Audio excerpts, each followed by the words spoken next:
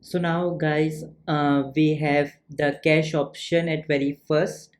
So here, first of all, just understand what cache means actually. So see, whenever any people visit your website, for example, my website is kukucourses.com.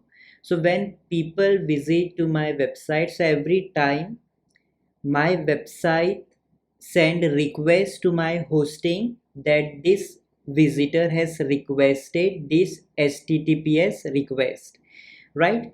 So from your hosting it resend that thing, and your visitors see everything in your website. So for example, if he clicks on premium, so again host that means your website has sent request to your hosting, and then your hosting has sent this uh, request of https kukucourses.com premium. So to make things very simple, cache helps you, or that means helps your website to store one static file.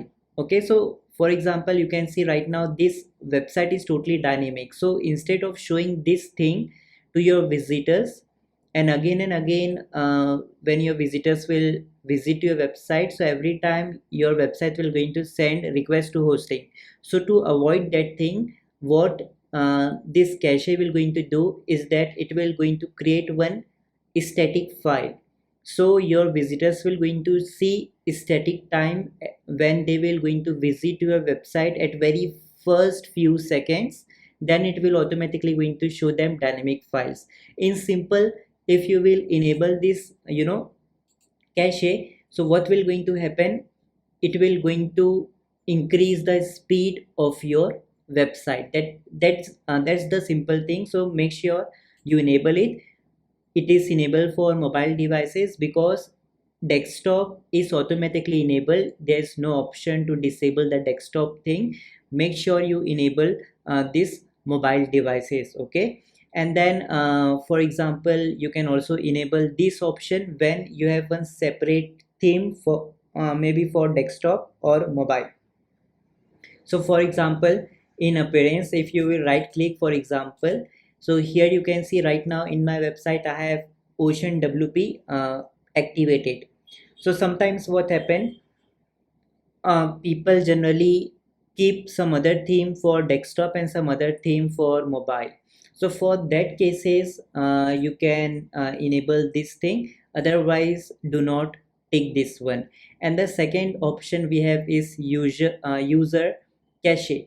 Now if you will enable this option, so what will going to happen, every time whenever you will going to make changes in your website, so people who have already registered to your website, they will going to see everything new, right? So in that case you can enable it, but this is not for people who are related to membership and online course.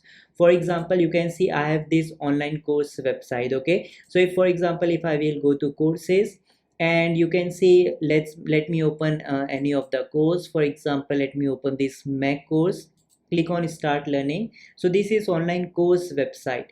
Now guys, what will going to happen, in future I can even add one new videos, one new resources to my courses.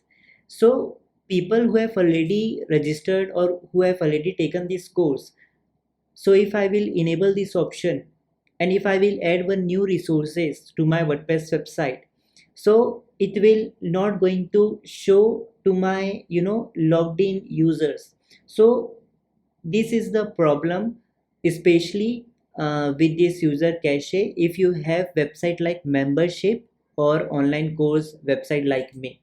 So if you sell some physical product or anything like that, of course you can enable this option, but make sure you don't enable this option when you have website like membership or online course website like me, okay?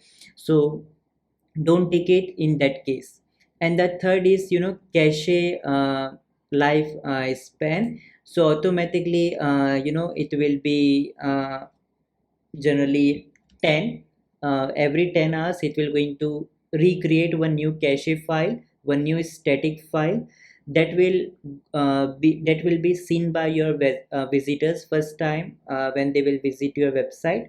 Okay, so you can also keep 10, you can also keep in the number of days as well, but I will going to keep it for every 10 hours. Okay, then after you will do this, just click on save changes. Okay, let's wait for it to get saved. Amazing. Okay, so now you can see you have done all the settings that are related to cache.